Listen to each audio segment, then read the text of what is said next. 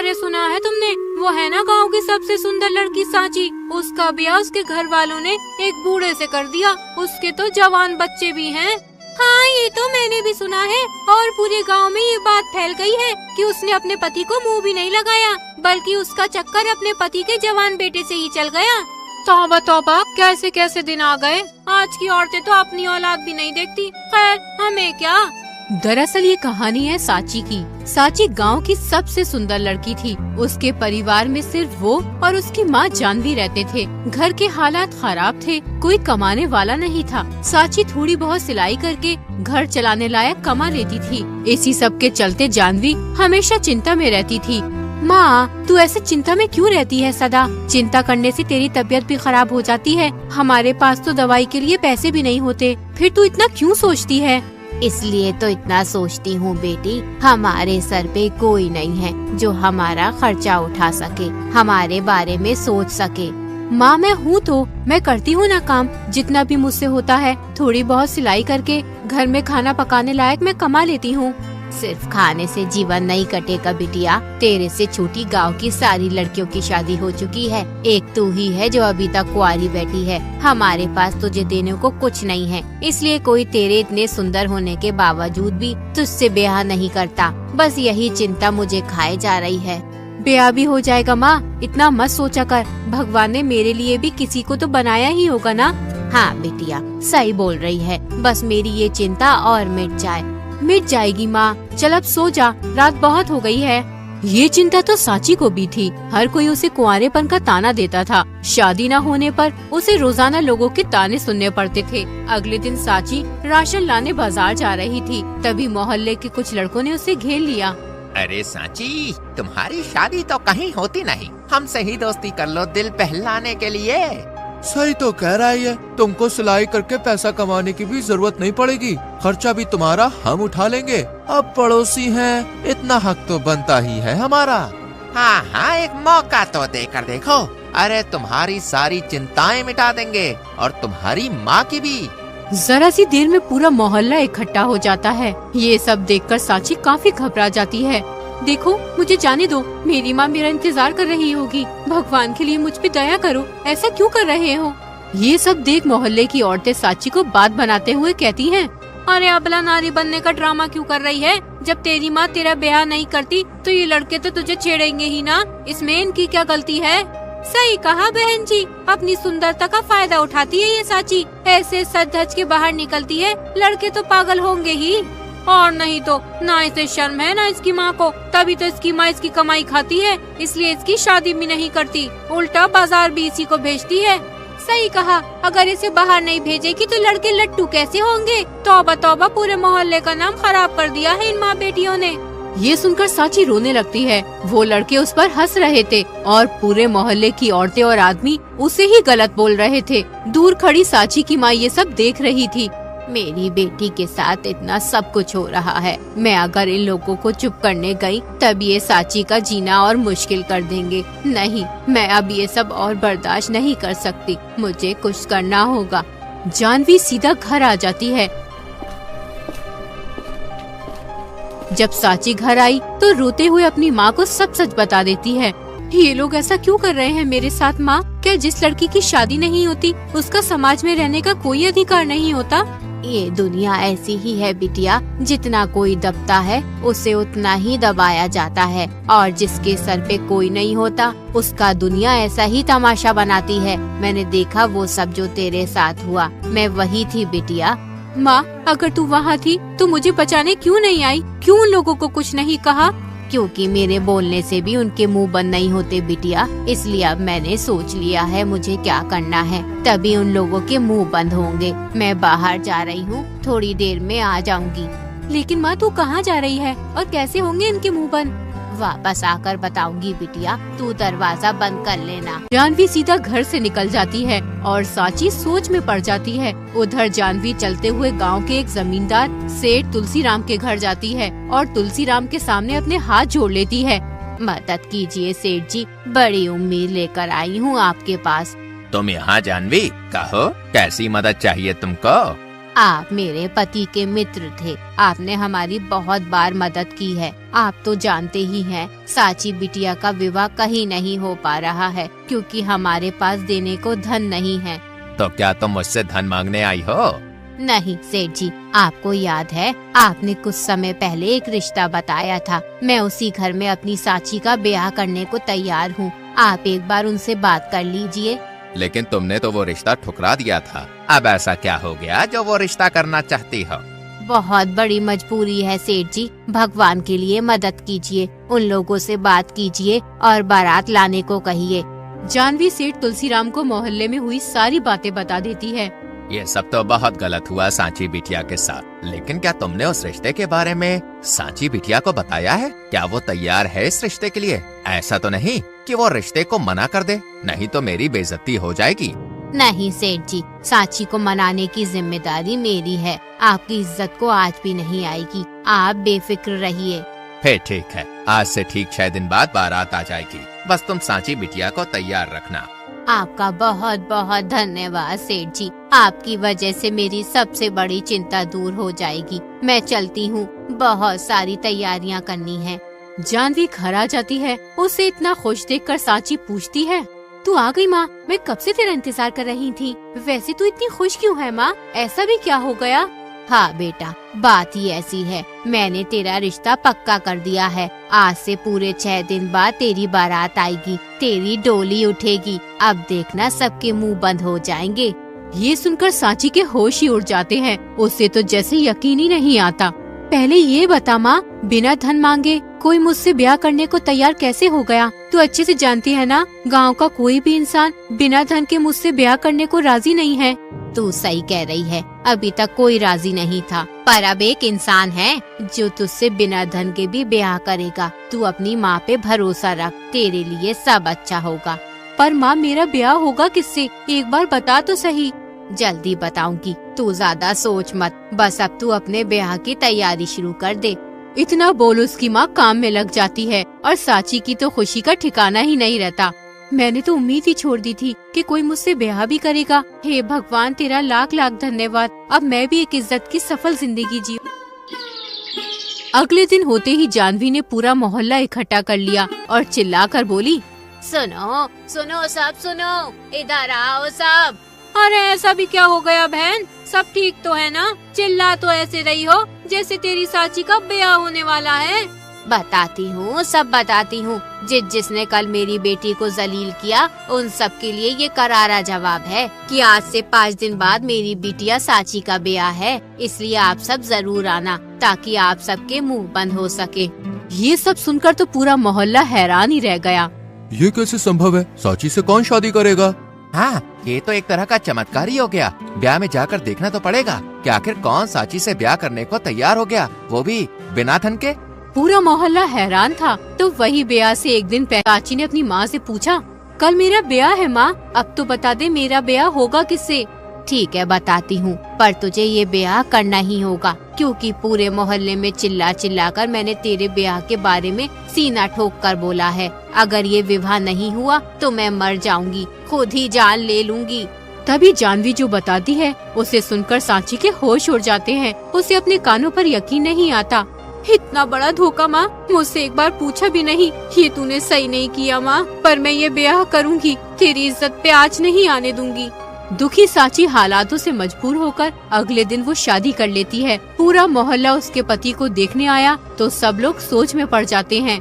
तो इससे हुआ है सांची का ब्याह। इसकी उम्र तो 45 साल है, ये तो बूढ़ा है। मैं भी तो सोचूं कि आखिर कौन तैयार हो गया बिना धन के ब्याह करने को। लो बताओ, इस बूढ़े से शादी कर दी, गांव की सबसे सुंदर लड़की की। और इस आदमी को मैं जानती हूँ, इसका नाम सेठ हार्दिक है। इसकी पहली पत्नी मर गई थी। इसके 2 जवान बेटे भी हैं। बड़ा बेटा राजा जो 18 साल का है और छोटा बेटा अज्जू जो 12 साल का है। और तो और सेठ हार्दिक की एक बेवा बहन भी है जो सेठ हार्दिक के पास उसके घर में ही रहती है। कहते हैं कि वो ही घर की मालकिन है। सांची हालातों के सामने मजबूर थी। उसकी समझ में नहीं आ रहा था कि वो क्या करे। मैं जानती हूँ बिटिया, तू इस विवाह से खुश नहीं है, पर सेठ हार्दिक एक अच्छे इंसान है, वो तुझे खुश रखेंगे। मैंने ये विवाह आपके कहने पर किया है माँ, पर मैं इस रिश्ते को पूरे दिल से निभाऊंगी और एक अच्छी पत्नी बनूंगी। बहुत खूब बेटिया, भगवान तुझे खुश रखे।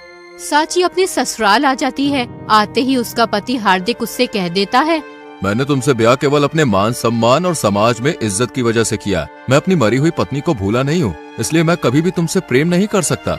लेकिन मैं इस घर में विवाह करके आई हूँ जी, मैं आपकी पत्नी हूँ, आप ऐसा क्यों बोल रहे हैं? पत्नी हो, पत्नी बनकर रहो। माना कि तुम बहुत सुंदर हो, पर तुम्हारी इस सुंदरता का जादू मुझ पर नहीं चलेगा। दूर रहना मुझसे। मैं कोई जादू नहीं चलाना चाहती हूँ जी, मैं बस अपना पत्नी धर्म निभाना चाहती हूँ। इस रिश्ते को एक मौका देना चाहती हूँ। कोई जरूरत नहीं है ये सब करने की। तुमको इस घर में एक अच्छी इज्जत की जिंदगी मिलेगी, पर मेरे से कोई उम्मीद मत रखना, समझ गई? ठीक है जी, मैं इस बात का ध्यान रखूंगी कि मैं आपकी परेशानी का कारण ना बनूं। मैं पूरी कोशिश करूंगी कि मैं इस घर की अच्छी बहू बन पाऊं। अच्छी बात है। साथ में मेरी बहन ललिता, वो ही इस घर की कर्ता धर्ता है, इसलिए उनकी कोई भी बात मत टालना, ठीक है? जी ठीक है। इतना बोल सेठ हार्दिक वहाँ से चला जाता है और तभी हार्दिक की विधवा बहन ललिता वहाँ आ जाती है। मेरे भाई को ज्यादा परेशान करने की जरूरत नहीं है बहू। तेरा काम है इस घर के सारे काम करना, दोनों बच्चों का ध्यान रखना, ठीक है? दोनों बच्चे? हाँ, हार्दिक के दोनों बच्चे अब तेरे भी हुए ना, तो उनका ध्यान रखना तेरी जिम्मेदारी बनती है। उनको कोई कमी नहीं होनी चाहिए। ठीक है दीदी, आप जैसा बोलेंगी मैं वैसा करूँगी। ठीक है तो फिर अब मुंह क्या देख रही है, जाकर बर्तन धो ले और खाना भी पका ले। आज ही मेरा ब्याह हुआ है, आज ही मैं इस घर में आई हूँ और आज ही काम करूँ। तो क्या यहाँ महारानी बनने आई है? अरे तुझे यहाँ हार्दिक की पत्नी नहीं, नौकरानी बनाने के लिए लाई हूँ मैं। ठीक है दीदी, मैं अभी सब कर देती हूँ, मैं जाती हूँ। और हाँ, ध्यान रहे, मेरी कोई भी चुगली मेरे भाई हार्दिक से की ना, तो तेरे साथ बहुत कुछ कर दूंगी मैं, ठीक है? अब जा। साची दुखी होकर शादी के दिन ही घर के कामकाज में लग जाती है। हे भगवान, कहाँ फंस गई हूँ मैं? ऐसे कैसे चलेगा? किसी को मेरी परवाह नहीं है। मेरे जितनी उम्र के बच्चों की मैं माँ बन गई। जब वो मुझे माँ बोलेंगे तो कितना अजीब लगेगा। जिंदगी उलट पुलट हो गई है मेरी तो। साची को ऐसा कुर्ता देख ललिता खुश हो जाती है। तुझे हम इस घर में बहू नहीं नौकरानी बनाकर लाए हैं। मैं तेरा इस घर में जीना हराम कर दूंगी, इतना कि तू मेरे सामने सर उठाने से पहले 100 बार सोचे। ऐसे ही कुछ दिन बीत जाते हैं। हार्दिक अब साची का थोड़ा ध्यान रखने लगा था। मैंने तुमको पत्नी का दर्जा नहीं दिया, फिर भी तुम मेरा और मेरे बच्चों का इतना ध्यान रखती हो। मैं तुम्हारा धन्यवाद करना चाहता हूँ। कैसी बात कर रहे हैं जी आप? ये घर अब मेरा भी तो है और ये सब करना तो मेरा फर्ज है। सही कह रही हो तुम एक अच्छी जिंदगी के लायक हो। बस मैं ही तुमको पत्नी का दर्जा नहीं दे सकता, इसलिए मुझे माफ कर देना। माफी मांगकर मुझे छोटा मत बनाए जी। आपने जितना भी दिया है मेरे लिए वही बहुत है। मैं उसमें बहुत खुश हूँ। आप अब जाइए, आपके जाने का समय हो गया है। ललिता ये सब देख रही थी, जिससे वो चिंता में आ जाती है। ये हार्दिक की पत्नी बनकर इस घर में आई है। हार्दिक इस पर ध्यान भी बहुत देने लगा है। कल तक तो हार्दिक इससे बोलता भी नहीं था, आज इतनी बातें भी करने लगा है। ऐसा भी क्या हो गया? ललिता चिंतित होकर सोचने लगती है। इस घर की मालकिन आज तक मैं हूँ। इस घर में सब मेरे हिसाब से होता है। तिजोरी की चाबी भी मेरे पास है। आज नहीं तो कल हार्दिक इसे अपना लेगा और घर की मालकिन ये साची बन जाएगी। अगर ऐसा हुआ तो मैं कहीं की भी नहीं रहूंगी। मुझे कुछ करना होगा जिससे हार्दिक कभी साची को ना अपनाए। पर क्या, कुछ तो सोचना पड़ेगा मुझे।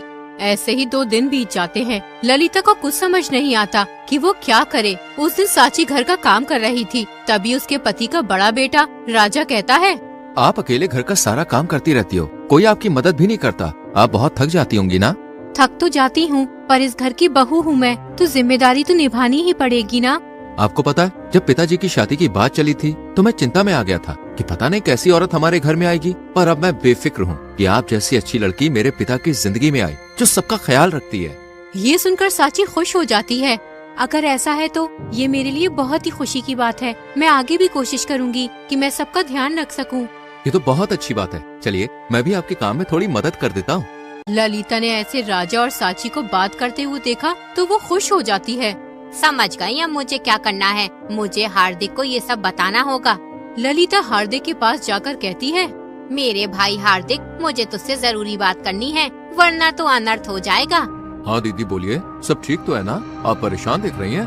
तेरी पत्नी सही लड़की नहीं है। वो इस घर के लिए बिल्कुल सही नहीं है। वो घर का माहौल खराब कर रही है। आप क्या कह रही हो दीदी? साची एक अच्छी लड़की है। उसका पति होने के बावजूद मैंने उससे कोई रिश्ता नहीं रखा। उसके बाद भी उसने अपना पत्नी धर्म निभाया है, पूरे घर को संभाला है। आपकी इतनी डांट सुनने के बाद, आपके इतना परेशान करने के बाद भी वो एकदम चुप होकर सब सहती है, बच्चों का ध्यान रखती है, और क्या चाहिए। वो ही तो मैं कह रही हूँ। देख, तूने उसे पत्नी होने का दर्जा नहीं दिया, फिर भी वो खुश है। इसके पीछे एक बड़ी वजह है। वजह? कैसी वजह? वजह ये है कि वो यहाँ तेरी वजह से नहीं रुकी, बल्कि तेरे बेटे राजा की वजह से यहाँ रुकी हुई है। राजा का और तेरी पत्नी सांची का कुछ चल रहा है। नहीं नहीं, मैं नहीं मानता, आप झूठ बोल रही हो। तुझे नहीं यकीन तो बाहर जाकर खुद ही ललिता की बात मानकर हार्दिक बाहर आकर उनको देखता है। दोनों एक साथ हंस हंस के बातें कर रहे थे, जिन्हें देख हार्दिक का गुस्सा फूट जाता है। इतना बड़ा धोखा मेरे साथ नहीं, मैं ये बर्दाश्त नहीं करूँगा। इस लड़की को अपने घर से निकाल दूंगा बहुत जल्द। ये सब देखकर ललिता बहुत खुश हो जाती है। अब आया ना मजा।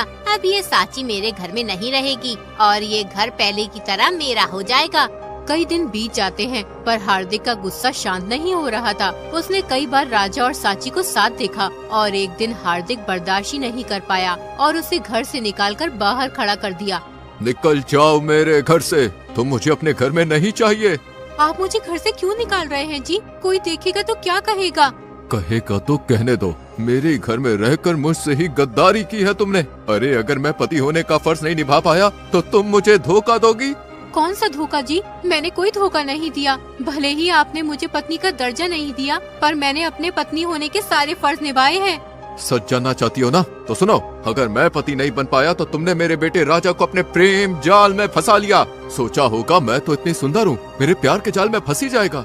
ये सुनकर तो सांची के होश ही उड़ जाते हैं।